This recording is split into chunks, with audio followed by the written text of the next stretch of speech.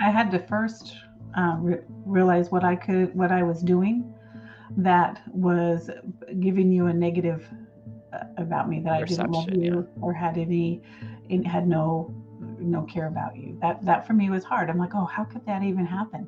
But I had to look at myself. Well, how have I been responding? How have I been available? How have I nurtured this relationship? Especially we're family, and to me, a family is should be a close relationship. I know it's not for everybody, and I'm still working on some of those areas of my family that have kind of slipped away. But I desire to have that closeness again. So that was the first thing, and that was me, because I get to control how I respond to my family members, the people that God has put around my life, my friends, my neighbors, whatever. So that's just about me. I can't expect everyone else to change so that Right. I can like them or interact with them or whatever. So that was the first thing, was figuring out how I was putting off a vibe that was not approachable. And that was hard for me to realize.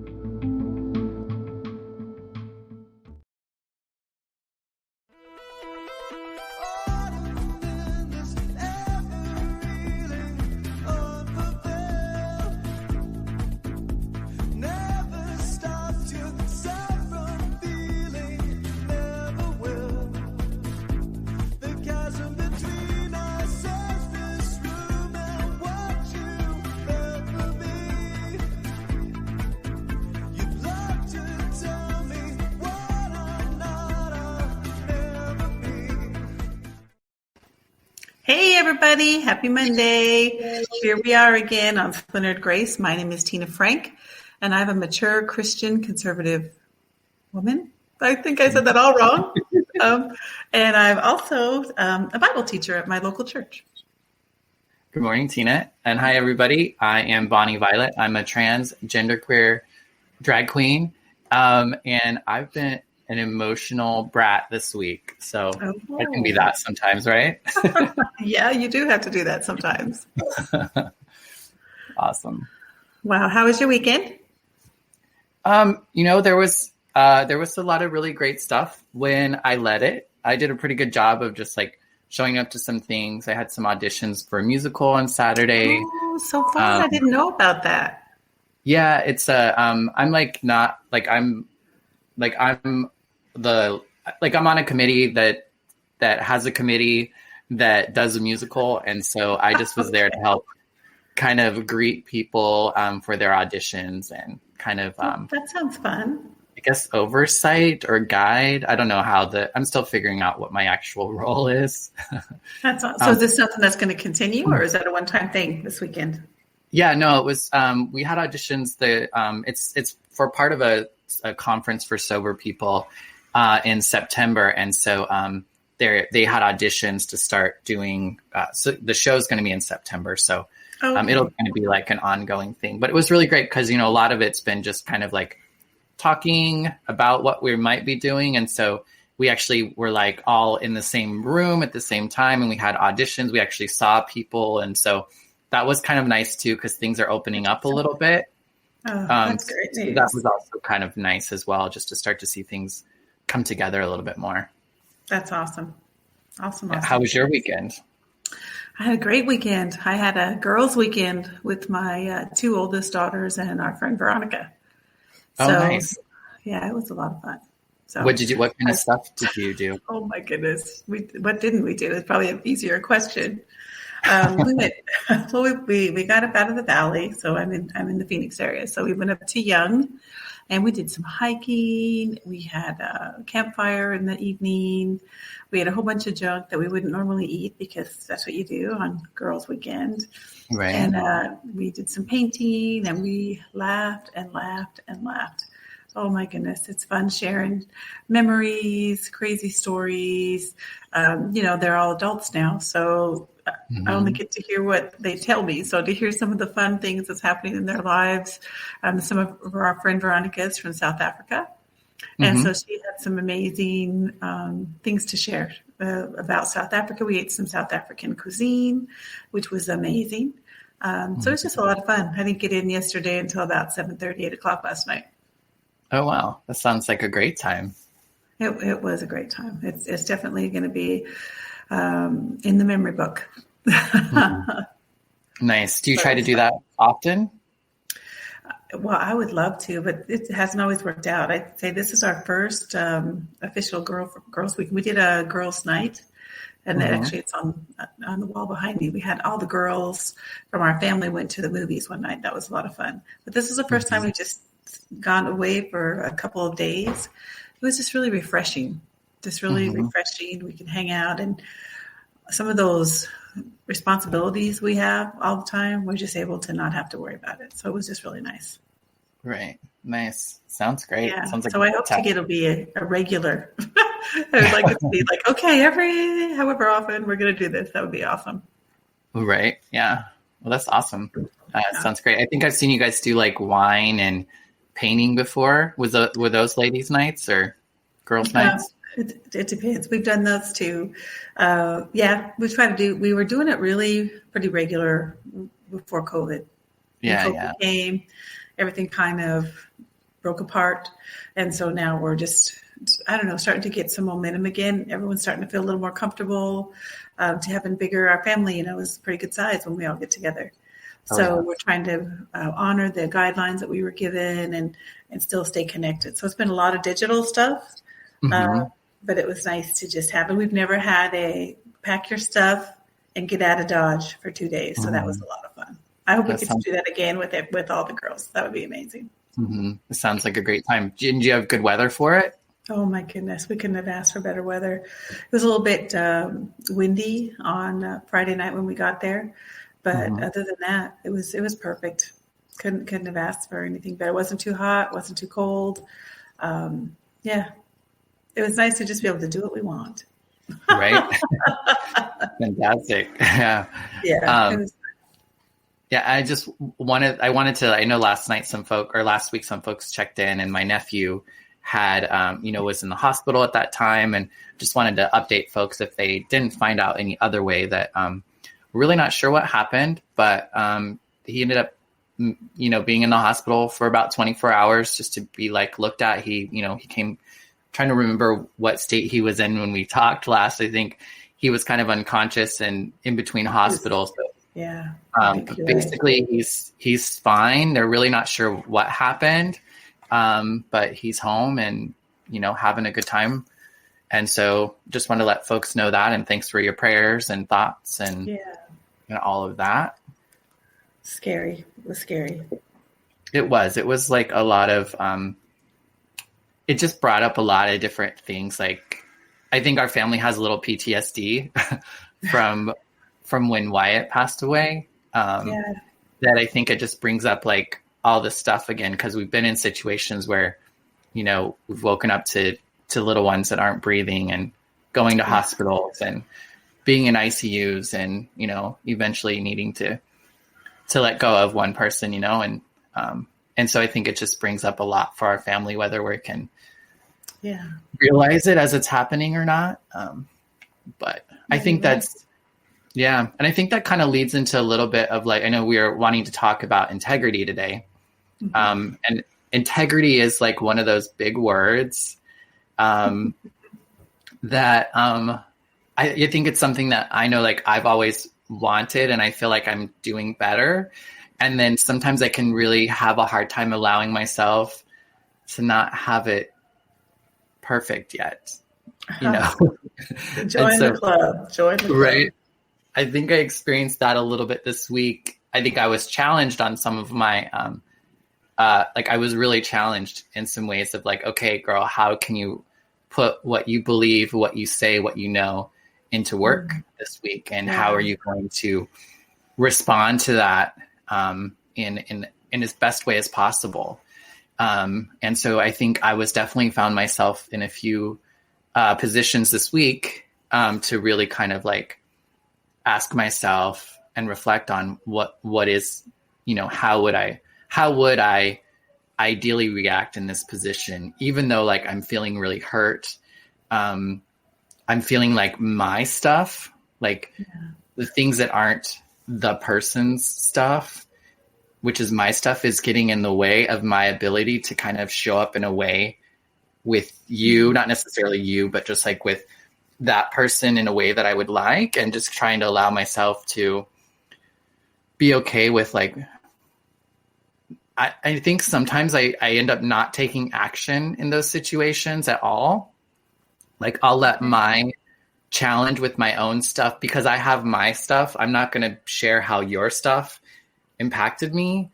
And so I was really trying to not just like a part of integrity, I think, is being able to really like speak your truth, speak what's going on without fear of the other person and how they're going to respond, still doing that with love and kindness. But like, you know, and so I think that can be somewhat of a balance and a challenge in certain situations that for me can cause a lot of emotions. When I get in my emotions, I really have a hard time, I don't know, like not just reacting. And then like, you know, cause I want to do it well. I want to do it right. Right. And so you'd rather shut down then, right? Instead of follow through on that. It's weird because yes and no, because I feel like that's a lot of what I did this week. Was I just kind of like, it was weird because I felt like I just attacked myself instead of just kind of like, I don't know. I honestly, I'm still kind of processing it a little bit, because I don't know if you have this experience, but sometimes I'll get to where like I start having these feelings or these thoughts or these reactions to things that I don't want to have. Like I was like, I don't want to be upset about this. I don't want to take this personal.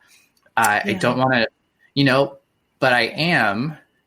And then I'm like mad at myself because somehow I think I need to be more evolved, or like I'm past that thing. And then it's really easy for me to get into a space of me feeling like, then it's hard for me to talk to people about it too, because then I feel like I'm bringing a burden that doesn't need to be a burden. You know what I mean? It's weird how like intellectually, I guess, I understand it all and I understand what I'm doing and I understand how I actually could maybe get relief and get out of it. And yet I couldn't pull myself out of it.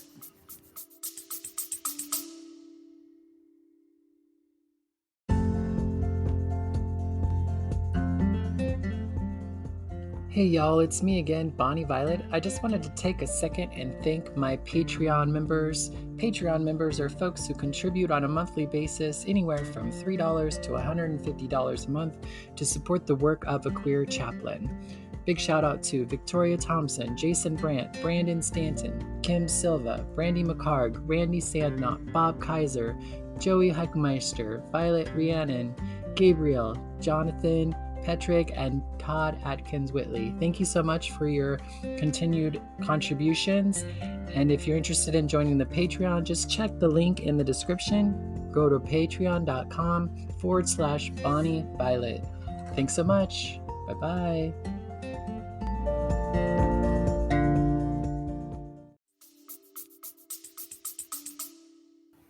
Oh, honey, sometimes you have to let other people come alongside you and help you. Yeah. I mean, it's hard. I know it's hard because it's a vulnerability. And I think we feel like we don't want to be a burden. Yeah. But we have to remember that when people love us, their ability to come alongside you is an honor and a privilege. Yeah. And, we have to be reminded that's why we're in community. We weren't created to be by ourselves and to work through all this stuff. I commend you for being able to logically discern what's happening around you and desiring to work through it. A lot of people would just shut down. Mm-hmm. So I commend you for having a desire to work through it, no matter what the outcome might bring. Yeah. So I think give yourself some credit and don't put so much pressure on yourself. Yeah. There's a part of it. It's like, okay, girl, like spreads or give yourself some of that grace you talk about all the time, right? Absolutely. Yeah. And so it was like one of those things where it kind of felt like things were, I'm kind of like what we were talking about, maybe in fear, where it was kind of like one of those moments where it did feel like it just felt like there was more coming at me. Mm. And when I did try to reach out a couple of times, they weren't available or they weren't getting the clue that I was actually really having a hard time. And I just couldn't say that I really need you right now. Like talking later is not going to be helpful. Like I kind of need to talk to you now because later I'm not going to, like whatever. And so there was just a lot of that. And so I think I finally just gave up even trying because I was feeling let down and I was like feeling I was unreasonable to be even like expecting people to just, you know what I mean? Like, it's just like, like yes. You just set that constant rabbit hole is what I call it that we put ourselves in. Sometimes you just have to be straight and say, hey, I need you to talk to me right now. If you're not available right now, I'm happy to talk to you when you are available. But if you're available, I really need you to talk to me right now. Yeah. There's no way you can work it out. It's okay to say that sometimes. Yeah. And it's so there's a part of me that really wants to explain what was going on. And then it's like, the more that I do it, the more it feels like I'm like, I don't know, kind of in this space of victim about it all. And it's just like, that's not how I want to experience it because I don't want to be a victim and don't feel like I'm a victim to my life. It's just about how do I explain this or talk about it in a way that feels like I can release it without it like burdening the other person. Cause you need to not worry. I feel like you need to not worry so much about other people. As long as you're not being, I don't know, mean or deceitful or whatever. If you're being truthful, just like you process whatever, we all have to process it. And we'll have to work through our own response. But it's hard and it's very scary to have those hard conversations because you don't want to offend or hurt someone's feeling or make them uncomfortable or be a burden. But we have to just trust that if we need to share it and they've been that person that we share with or the person that we feel like we need to share with, then we need to share and trust that it's going to be okay. And if it's not okay, then it's probably not about you completely or even at all.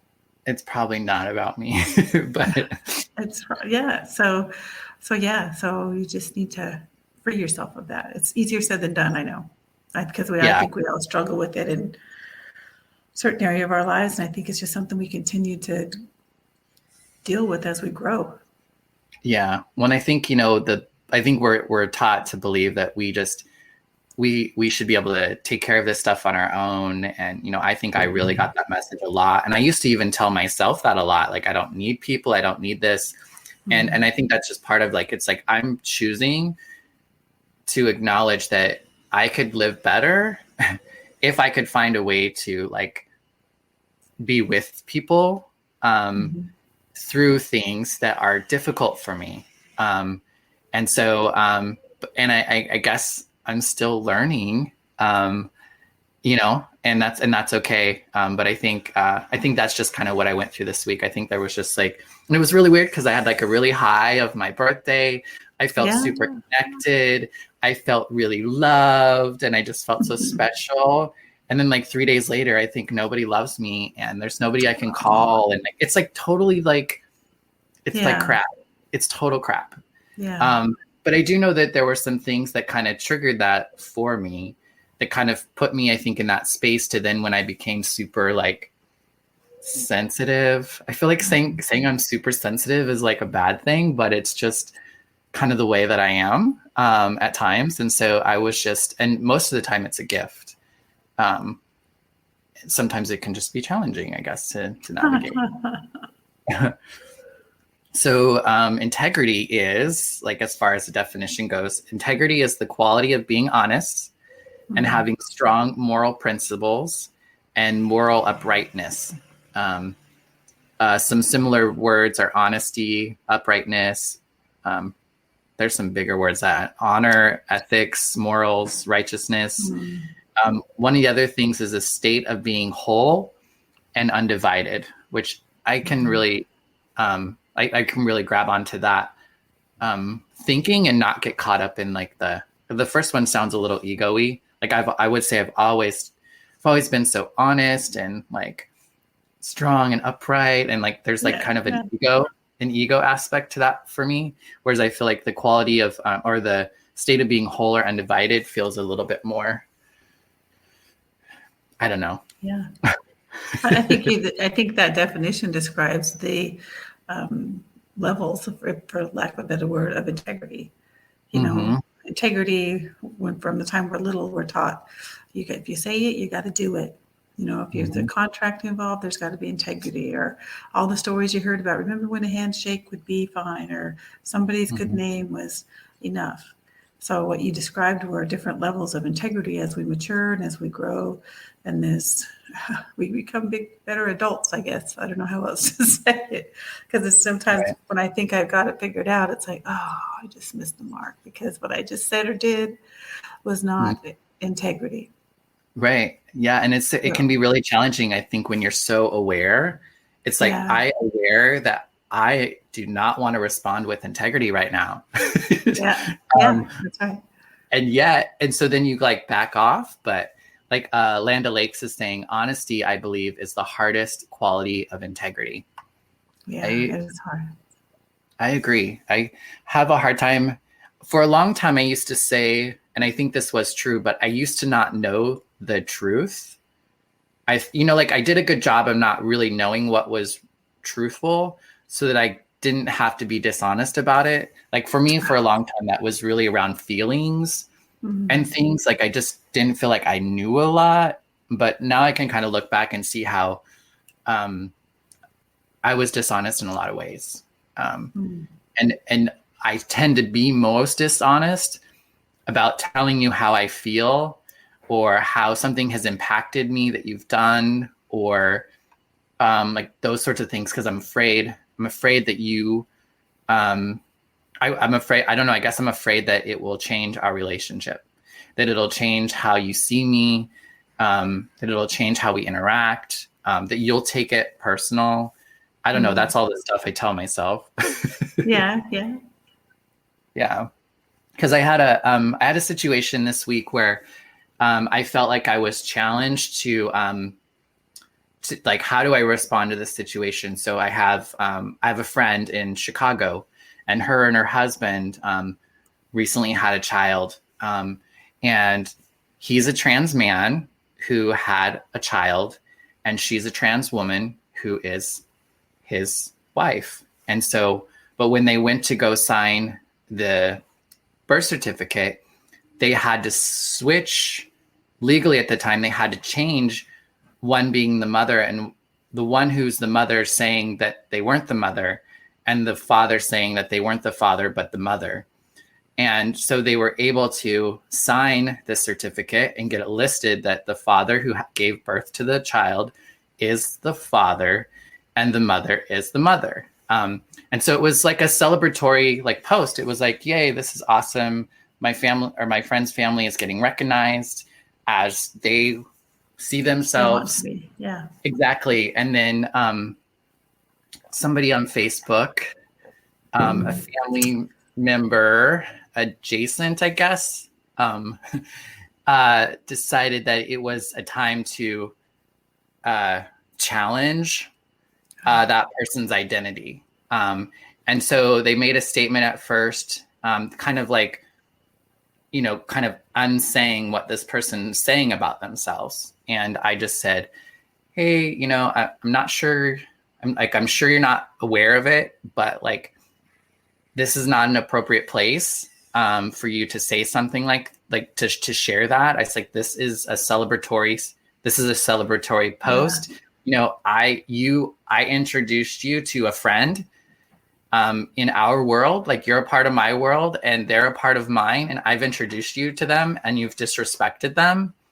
And I don't know that you're aware of that, but that's not okay. So this is not the place for that. And then this person decided they wanted to continue they wanted to continue kind of going at it. Well, I just believe, and it's just like I actually unfriended and blocked someone, which which is not something that I want to feel I need to do with anyone in my life. This is my nephew's grandfather, this is somebody who, said these things and then said they loved I love you. And then boom, boom, boom, boom. And it's just like, it's hard to accept that somebody can be disrespectful. And I don't believe that if he really knew how what he was saying would impact the people that he's saying it to, that he would say it. But there was also like an unwillingness to like hear that I'm telling you, this is hurtful and this is not the place. Yeah. And yet you're going to continue to go at it and then tell me you love me. Like, it was a very challenging situation. And I did end up blocking him. But it was one of those situations where, and I felt really challenged because like, this is a post that I posted and I tagged my friend, you know, so she's on this post and she's hearing a family member of mine, you know, challenging her identity and how she sees herself. And I just, and I don't think he realized it, but he was also saying it to me. And I think that's the other thing that I was like trying not to make it about me. But the reality was, it's like, you're telling me that actually you won't believe me when I tell you who I say I am.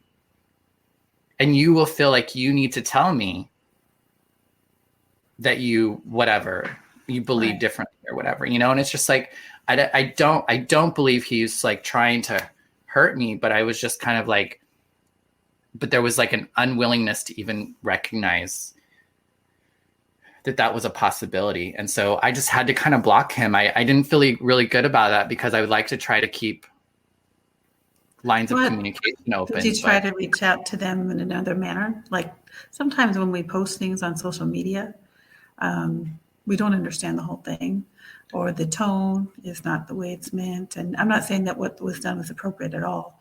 I'm just saying maybe it warrant a personal conversation, a phone call maybe, or something to follow up and say, hey, I just want to follow up and say I love you too, but I want to talk through the conversation that was started on the platform so that we can make sure that we're on the same page, or that we are, you know, whatever that needs to be. Yeah, it didn't. Yeah, I'm not there. Yeah, I don't. I feel like I tried to do that and he was disrespectful, and I want to be like totally like try to understand his intention or whatever. But I feel like if you're not able to like try to meet me like where I'm at, like I didn't even say like you're wrong, I don't agree with you, I just said this is not the place. Like this is not the place. It's like if I invited somebody into my house at a barbecue or something and you decided to disrespect one of the people at my party, like I'm going to tell you to not do this and you need to leave or you need to act right. Right. And then whether or not I talk to you about that later, I think really some of that comes down to, I think that person saying, hey, I'm sorry I acted like a jackass at your barbecue. Yeah. I meant no offense. You know, like I kind of feel like it's in his court right now. And I felt like I'm not good at setting boundaries. And I think I just had to set a boundary and say, hey, this is what you did. This needs to stop. Don't go any further. He decided to go further. So I just had to put up that. No, I think you did fine on that. And, you know, when that time will come when one or the other of you will make another step, but I don't expect you to do it if you're not ready. Yeah. I mean, and then again, that like reaches to my higher self. Like, I want to be able to like talk to this person and I want to understand him because, you know, I will automatically jump to this space of like, I mean, I know that I could jump to the spaces like you just don't know any better. Like, go ahead. I'm sorry, I didn't interrupt you. No, go ahead. I'm going to say there's got to be wisdom though when it comes to having those conversations. You know what was written and you know how he responded to you. You have no idea what else is happening. Maybe nothing, but maybe a whole bunch of stuff. And so until you're ready to be able to respond however they would respond to you, because you don't know if they're going to be a positive or a negative or if it's going to be more of the same or whatever. I think it's wisdom that you don't engage until you're ready to process whatever that conversation might bring, positive or negative. Well, and you don't want to put more space between the two of you. You want to restore. So I don't think waiting's a bad thing. Your headspace needs to be right. I think that's good wisdom. Well, and the reality of it is like, he wounded me. Yeah. He hurt me. Like, it's going to take me, I have to know that he's not going to hurt me again, or I have to be willing, I guess, to be hurt. And I just don't know that that's like, this is a place that I need to go through that with, you know? Yeah.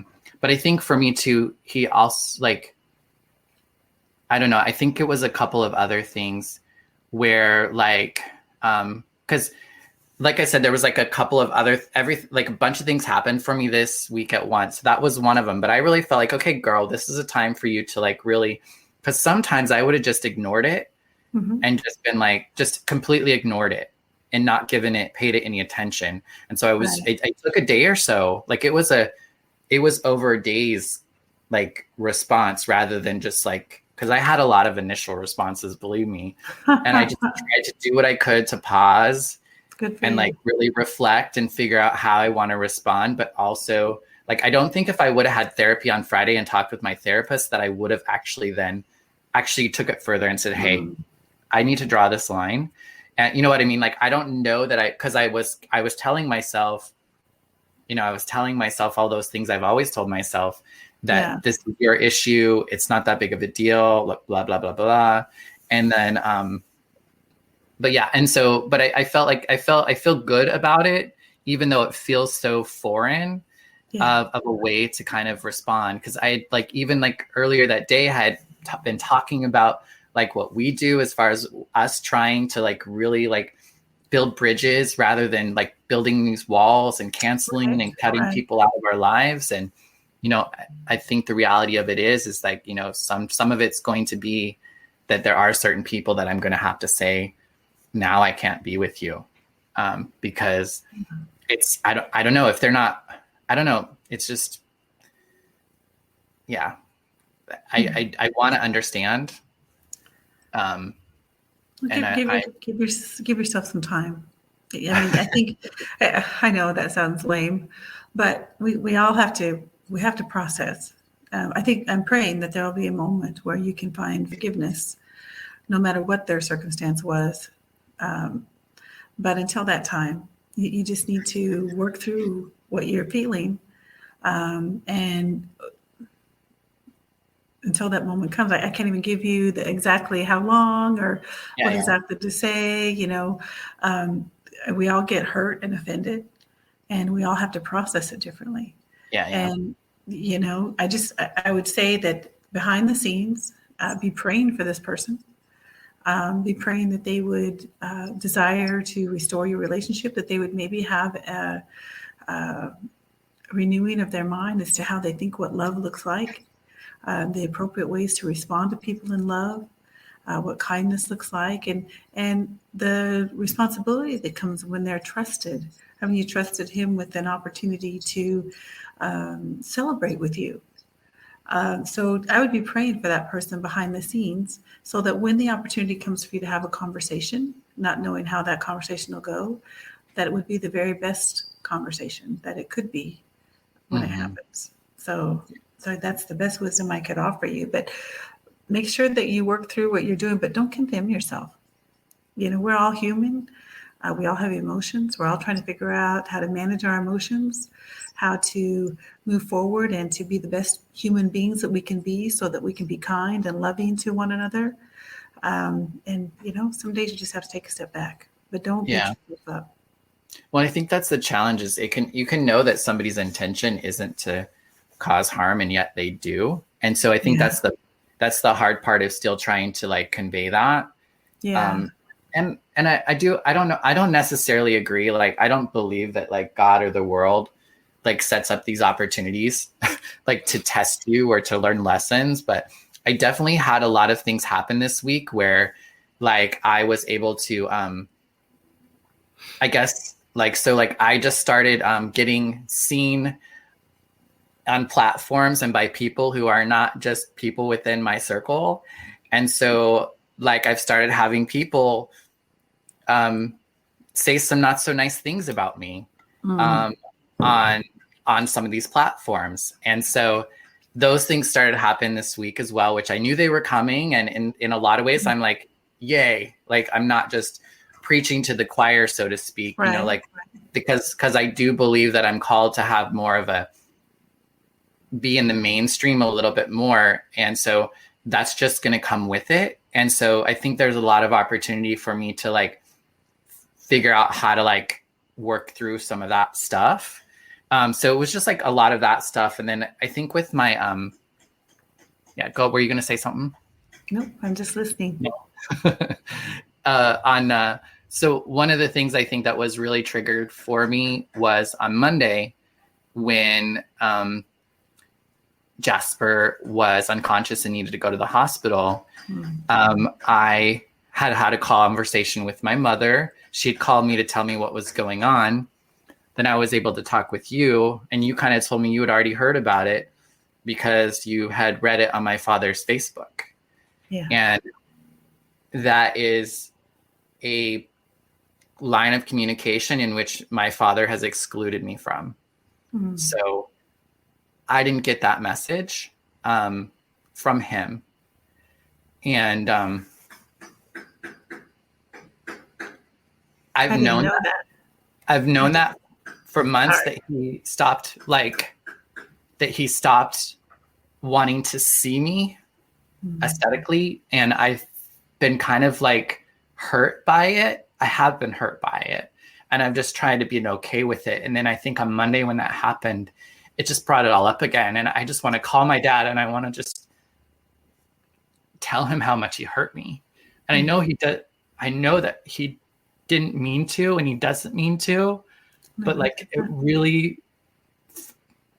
hurts. I'm so sorry. I didn't know.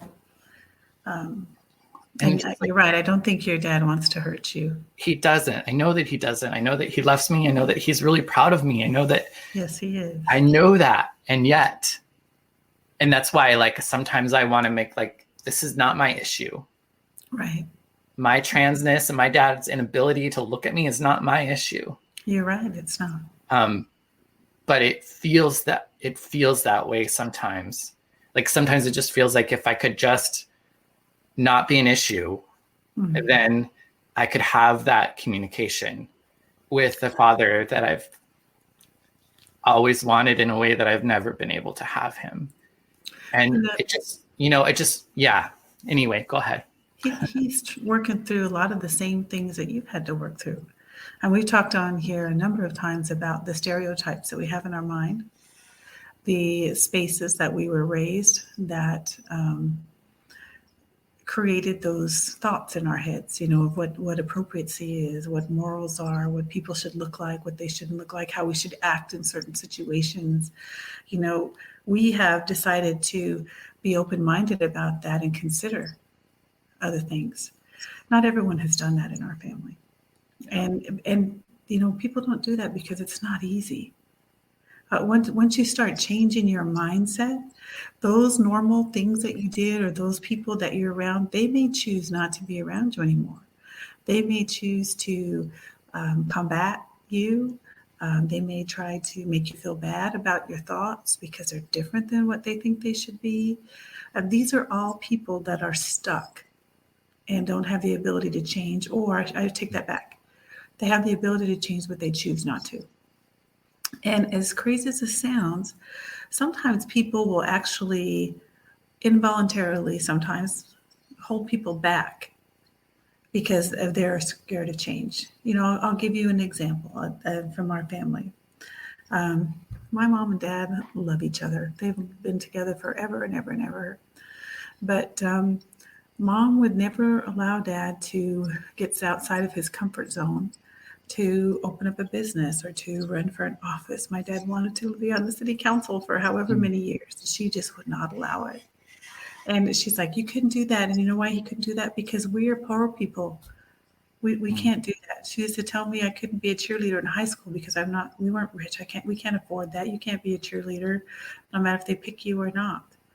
And so I don't want to minimize what you're going through, but I know that the people that want to stay stuck It's because they're comfortable there.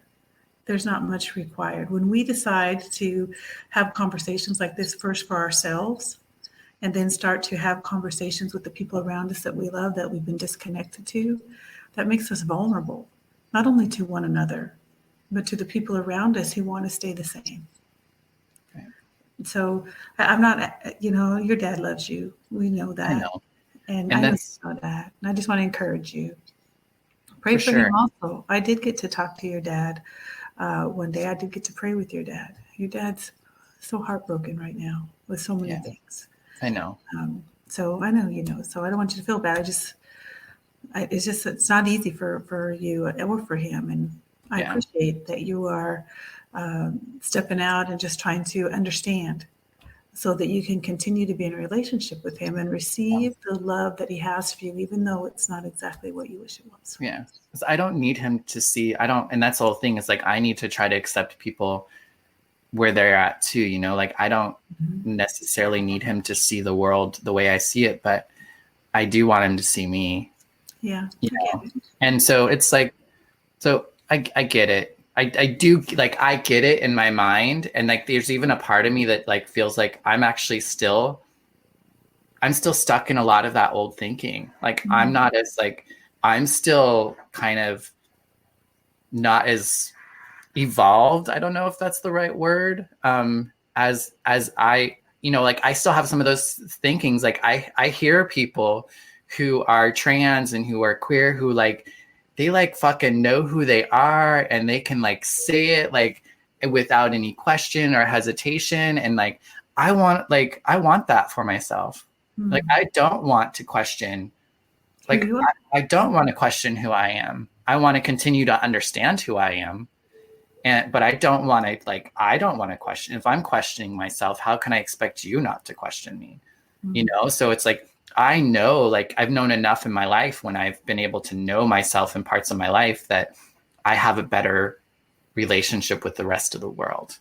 And so I'm just kind of still at that place where I'm coming to know myself more. And it is very disorienting. It's very disorienting at times, and I don't want it to be, but it is. And that's just the reality of it. And I just need to be okay with it. And it's been difficult to find people who I feel like understand that. Yeah. So that I don't feel those people that you're not sure understand it. Maybe they would understand it more than you think. Yeah. Isaac says this is a very on point to a conversation, I think, that he had with Kara. And Landa says, I agree with that. Falling into comfort is easier than being seen. Yeah. And it's like so much of my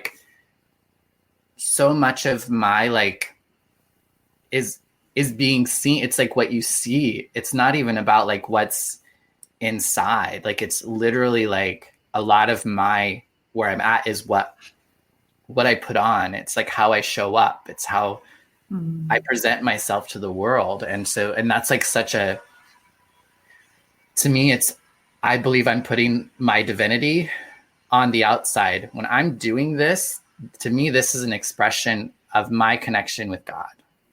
And so, like, for me to not do this feels like I'm denying myself my connection to God, my connection to my spirit, my connection to Creator. Like, I feel like I'm just stuck in a space of nothingness, unless I'm being able to connect with my Creator. And it seems really super and silly or whatever, but it's the way that I mark my body with signs of my experience and my like understanding of like the divine, I guess. I feel like I went a little wonky there, but okay. It's all good. So you said you had been thinking a lot about integrity. It's so interesting, is this is an integrity conversation, right? It is. Yeah, I think so. People define integrity in lots of different ways, and the categories that you gave us on the definition before, I think expounded what people normally think of as integrity. A lot of people think integrity is just keeping your word, and that's only a small piece of it. Well, but it is still like, I feel like these are like a state of being whole and undivided. I think like that's like the biggest thing I think that even if we're looking at like the world view, is like we're really trying to, how do we not be so divided as a people? How do we not be so divided within ourselves? Like, how can we be more integrated and more whole? Like, I feel like that's a lot of what I try to help people through, is that idea of being more integrated and being more connected to all of yourselves all at once. And so for me, I often say, I want to bring all of who I am wherever I am. And this is me doing that. And me doing that is going to it's going to have these effects. And that's just what comes with it. Like if I to think that it wouldn't, you know what I mean? Like it doesn't, I don't know. It's just, I don't know. I feel like I've talked a lot.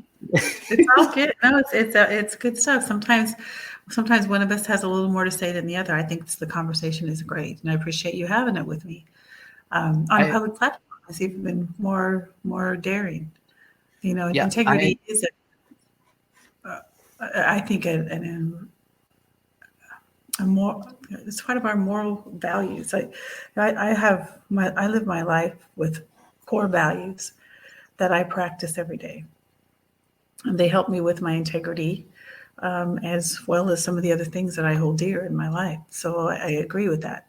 As far as wholeness goes, I think that pursuit is for all of us. We all need to be pursuing that. And that's why I think integrity involves within us as we expose and experience the world, expose ourselves and experience the world. Because that's the only way we can grow in integrity. But here's what I find that's interesting. Sometimes in pursuit of those deeper things, we forget those basic things. Mm-hmm. I want to make sure that as I'm pursuing my wholeness and who I believe I'm created to be, that I don't forget those basic things. Because those encounters that we have with people on a day-to-day, those basic integrity moments are going to be really important so that we can build relationship and to move forward in what we're doing. So integrity is a thing that I think it's lost in some areas of our lives and in some areas of our culture. Mm-hmm. And, so it's something that I pray that I have integrity. I pray that my family walks in integrity, and that when people think of me, they think of someone of integrity. And I know I don't hit the mark every day in the basics, which is the saddest part, because those are my soft touches of people. And I feel like those basics are my opportunities for future growth. You know what I mean? Mm-hmm. The people I know today are for this season of my life. So these are the people that are going to help me to grow integrity, to grow and manage my emotions and my thoughts and my processes. They're going to allow me the opportunity to renew my mind and move forward and to understand a little bit more about myself. But those people may or may not transition to the next season with me. And that can be challenging. Some of those relationships are close. But as I'm understanding who I am and that integrity that I have, some of those relationships will fall away and new relationships will come. And here's what I'm understanding as I become more mature, that if I insist on keeping some of those relationships, that hinders the ability for new relationships to come. Now I say that, but let me clarify. Family relationships that are close, I think, are a little different. Now I'm not talking second cousin, third cousin, great aunt, those kinds of things, but mother, father, brother, sister, some of those relationships I think need to stay close. We get to choose, though, at what level our integrity or our involvement can be based on who they are. But I work every day to be as open as I possibly can, even if that makes me uncomfortable or if it sets me in the line of fire for someone that I love. Because at the end of the day, I can choose to love someone, but they can choose to not love me back. Yeah. But I am steadfast in those that are closest to me, that God put me in relationship with the day I was born, that I'm going to love them anyway. Yeah. Yeah, I think one of the challenges I think that maybe could be for integrity is that we're talking about like morals or values and, like what it means to be ethical, moral, all that sort of stuff. And I think that my understanding of the truth of what that is has changed, because I feel like I had a lot of Well, it could be added to, I guess, because I feel like I've had a lot of like unreasonable expectations of what it meant. I think we've talked about it a little bit, like about if you're a Christian, then you have to do all these sorts of things and only these sorts of things. And if you do something not in line with that, then you're a hypocrite and you're like a fake and a liar. And I think those are like some of the things when it comes to integrity, that the other part of that is to realize I'm going to fall short. Exactly. And what I do with that, like, and that's just something that that's the truth of it, right? I am going to fall short. Okay. Now what am I going to do with that? Me expecting that I'm not ever going to fall short is like, that's the I guess the wrong, if you will, if there is a wrong in the situation, like that's the not helpful, the not useful sort of framing or thinking about what it means to have integrity. Which I think is, go ahead. You like froze for a second, but you're good. I'm good. Go ahead. No, go ahead. Okay. I was going to say, I think we have to remember that falling short, we got to make sure that we're not falling short of someone else's expectation of us. Right. Or even when we're falling short. Ours, though. Do you feel like you put yours too high? You know what? I feel like I fall short of my own expectations sometimes, and I have to ask myself, is this a real expectation that I need to have in my life? Am I giving myself the opportunity to meet this expectation? I'll question my own expectations on myself. I will never allow myself to feel guilty for falling short, because I feel like I want to just turn that into a moment of praise. Okay, I obviously didn't get this the first time. So how do I process this so that I can get it the next time? And if it means I have to wait longer for it, if it means it's something that I chose unwisely with a situation that happened, then I'm going to ask for another opportunity to choose better. But yeah, I try not to live up to everyone else's expectations, because I'll never do it. It's going to cause me so much grief and anguish, and it'll cause the people around me grief and anguish. And I think you're right. That's a part of integrity and part of being honest about who we are. Well, and I think it's like you said, I think it's something you have to really be, I think, maybe connected with yourself or God or whatever it is, to really be honest with yourself. Okay, I fell short on this. Did I fall short, and can I stretch myself toward it, or does it need to change? Because I know, like, before I got sober, and I hadn't realized this, but I just kept changing. Like, I kept lowering the bar, if you will, like and I could think that could be integrity bar, what it meant to be honest, what it meant to be, like, all those sorts of things. I kept kind of lowering my bar, and I didn't even realize it. I didn't even realize how I had progressively went down and down and down. And I don't say that, like, in the integrity was really, for me, it was in my honesty. Like, I became less and less honest, and I became more and more justified with my dishonesty.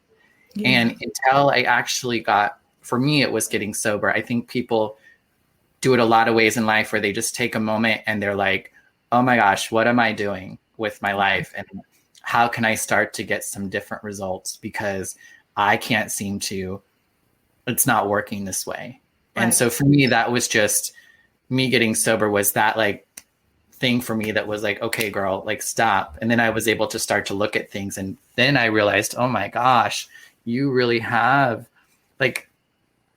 I felt some people, I think people think about when you get to your bottom, that's you have to be at your worst, and you're just you're just at that point, and then you can get sober. Well, I was uncomfortable, and I was not happy, and I was like, oh my gosh, I need to be sober. But 6 months in is when I really felt like crap. I was able actually finally at a part where I could actually start to see the truth more, and it hurt like hell. And luckily I had a community of people that I could sit through that pain, because for me, a lot of my substance use, and I think maybe a lot of people's, I don't know, I don't do well with pain. And so I want to avoid it. I want to calm it. I want to pacify it. And a big part of me having integrity and me living an honest life is being able to sit with that pain a little bit and to work through it. Yeah. The Bible says the truth sets us free. And it's not the truth about our neighbor. It's going to hurt like hell too. Yeah. In a lot of cases, it's the truth about ourselves. That's another thing I struggle with when I don't need, I want to understand. I want to give people the room to be who they're created to be. Mm-hmm. But I don't want people to steal my truth of who I am so that they feel comfortable where they're at. Because I'm not sure that's not integrity for me or for that person. And for me to allow them to do that to me is not an act of love or integrity on my part. Now, I'm not saying I need to have an argument with everybody. I think there's a time and a place that we have conversations and opportunities that present themselves for us. But for me to take on someone's whatever, because they don't agree with my truth or who I am or who I believe I'm called to be, that's something that I need to not do. I need to not let that. That's going to hinder me and hinder my integrity and steal from me. But in the same right, again, I'm a prayer person. I think the only real change or the only real effect I have for change is within myself. And so I'm constantly asking God, okay, this is something new I'm coming up against. This is something that challenges maybe the way of thinking that I've had since the beginning of time. So is this something that I need to change? Or is this something that I need to be praying for them so that they can find the strength to change? And only when you give me the opportunity and they ask me, do I share with them what I think truth is? Mm. I'm really tired of people jumping in my face trying to tell me what truth is when they have no idea who I am, what I've been through, why I am who I am right now, and trying to fit me into a mold that I may or may not have been trying to get out of.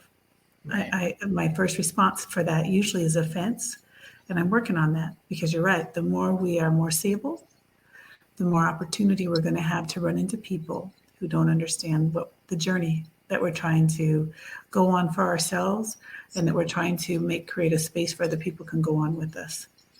But that doesn't mean we give up on that person. Again, I try to be loving and kind as much as I can. I will not allow that. And I say will not because I still try to convince myself I will not. It gets in my head. But on those moments when I start to go down those rabbit holes that we were talking about, I say, oh, no. I decided I will not let this happen to me. Mm. I'm only going to ask God if this person is even have any moment of truth or any word or knowledge of truth maybe that I need to consider. But no, I will not. So I fall short because I know I don't always give everybody the space they need. And I'm working on that. Praise God. He helps me with that every day. And I don't get offended. I keep saying that. And one day it'll actually happen and I won't get offended. But I'm working really hard to not respond to that because I want to be who God's created me to be. And you and I are different. What that looks like is going to be different. But I hope you're praying for me because I'm praying for you because I want to be who God created me to be. That's it. And if it comes with things that I didn't have in mind, then I want to be open and okay with that. And I want you to experience God and to be open and okay with whatever he has for you. Because at the end of the day, it's the journey. And I want to choose to be happy through my journey. I want to choose to have moments like I had this weekend, although it's out of character for people. And people have opinions about it and what you do, and they want to scrutinize what you did or what you didn't do, or whatever. I just want to enjoy my life. I want to pursue everything that God's called me to be, and I want to share my wins for the purpose of other people to have some wins of their own. Yeah. So, and I promise all of you, I'm going to disappoint you. I'm going to screw it up, and I'm probably going to offend you. But hopefully you can give me some grace. But that's the desire of my heart. I want to be a woman of integrity, and I'm still working on it. Yeah. And that's been my experience of you. I really appreciate getting to have this conversation today. I wasn't able, part of me felt like I needed to talk about this before the podcast but I couldn't bring myself to it. And so maybe there was just some divine intervention, if you will, that set us up how many weeks ago Yeah. for us to be in this moment to where we could have this conversation in this space. It's been really helpful for me just to get it out and to speak about it. And when we were talking about like the truth hurting, but the truth does set us free. And I think when we all can get to the truth, the true truth of it all, Amen. we all can exist as we do without, you know what I mean? Like we all can exist without harming one another because of who we are, or how we are, or whatever. Yeah. But Yeah. we are right at the end of our time. I felt like it went really quick today. It did go really quick today. So thanks everyone who did join us this week. We're here every week at 10:30 Pacific Standard Time. We do go live on Facebook, YouTube, and Twitch. And then we can also be watched on those platforms anytime after. We do upload this to a podcast in its raw and edited format at this point in time. And you can follow us on Instagram. We come up right, and just to be like, what our hope is, I think, I was talking with someone who felt like they were coming to our podcast to learn about like fear, like to tell them, I don't know, to teach a class on fear, or to teach a class even on integrity or love. And I think what we're trying to do here is to kind of model and facilitate a relationship with somebody who might on the outside be different than yourself, but how we can still have these really like important, deep conversations with one another, even though we might have some things that we don't agree on.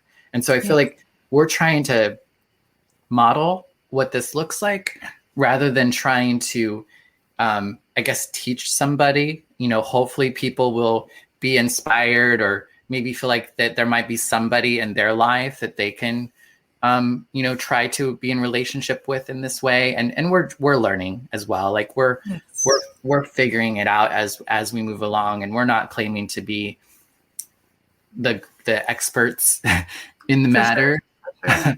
But we are willing to I guess to share what our experience is as we continue on this journey of loving one another. And I guess having splintered grace. Amen. Amen. All right. So we will see you all next week. Have a fabulous week, everybody. Care, we love you, and goodbye. See ya. Splintered Grace Podcast is brought to you by A Queer Chaplain. Follow us on all of our social medias, Instagram, YouTube, and Facebook at A Queer Chaplain. Listen to us wherever you listen to podcasts.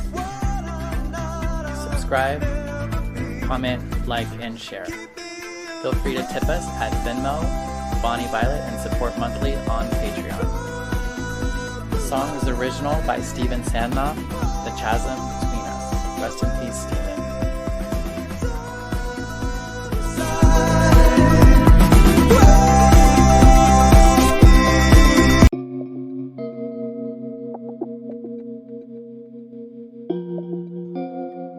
Hey, how's it going? Bonnie Violet here. I'm a trans femme, genderqueer, spiritual drag artist, and digital chaplain. And in case you didn't know, I could really use your support. Engage, rate, subscribe, follow, comment, share this episode, book me to keynote, panel, guest on your show, or officiate your wedding or memorial, in or out of drag, collaborate, join the team, be a guest, make a pitch, sponsor an episode, join my Patreon, send me a tip on Venmo or PayPal. Just do something. Thank you so much for your continued support. Check out the links in the description.